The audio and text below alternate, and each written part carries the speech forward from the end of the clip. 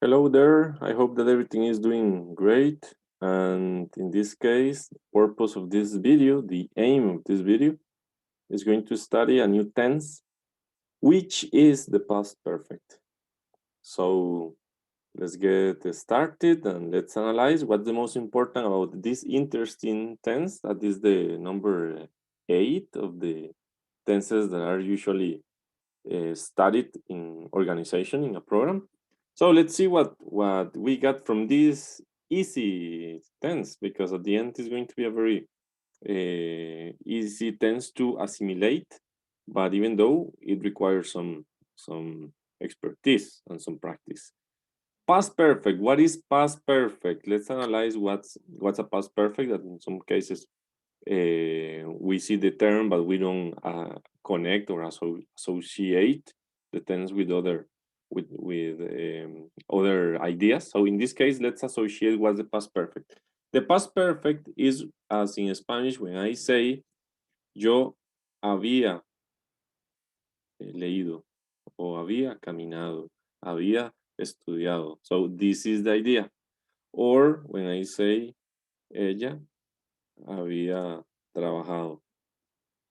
Or él había comido. So this is the past perfect is the había. How do we say había in English? Very simple. Había is the had.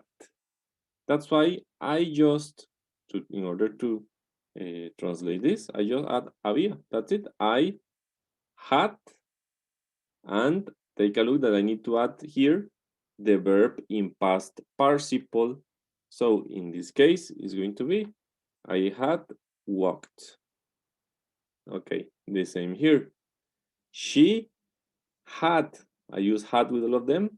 And in this case, the past participle of work will be worked. And finally, I say he had.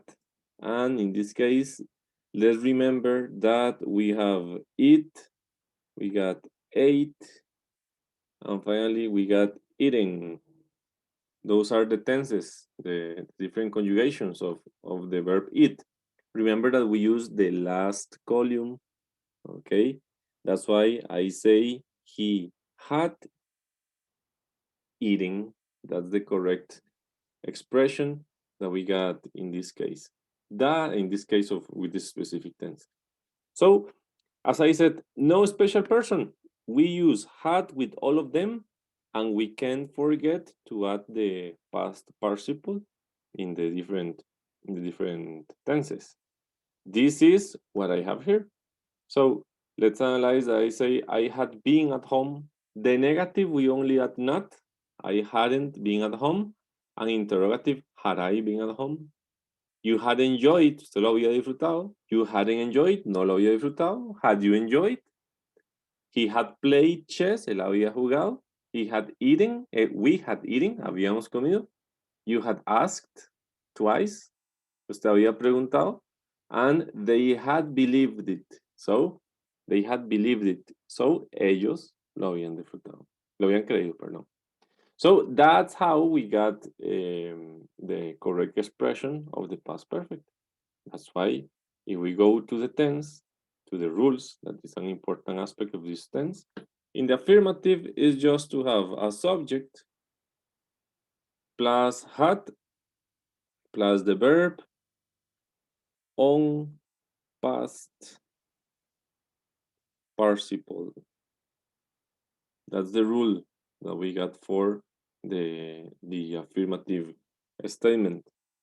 If it is negative, it's exactly the same rule. So in this case, we got the negative statement. We have exactly the same rule, but we add not. That's the difference. Not. Remember that also the contraction is hadn't. So we can use the contracted form as well. And finally, for the interrogative statement, we in this specific conjugation, we are going to have, or in this specific statement, we are going to have the hat, the sentence starts with the hat, the subject, and the verb in past participle. So that's it. That's how we use the past perfect. In Spanish is when we say yo había estudiado. Now, what is the interesting part? Veamos que en español usualmente el pasado perfecto se usa con el pasado simple. Por ejemplo, cuando yo, let's say, terminé, habían pasado 4 horas. This is the situation with the past perfect. El pasado perfecto se usa mucho o se complementa siempre con el pasado simple. Vean que esto es pasado simple. Entonces, when I finished, simple past, comma, it had passed 4 hours. Or it had already. I can also use already. It had already passed 4 hours. Entonces, veamos que tengo el pasado y luego el pasado se complementa con el pasado perfecto. Por eso va muy de la mano con el pasado estas oraciones del pasado perfecto. La mayoría de las veces va a ir acompañado del simple past. I hope that you understood this topic and remember that if you have any doubts, you may let me know.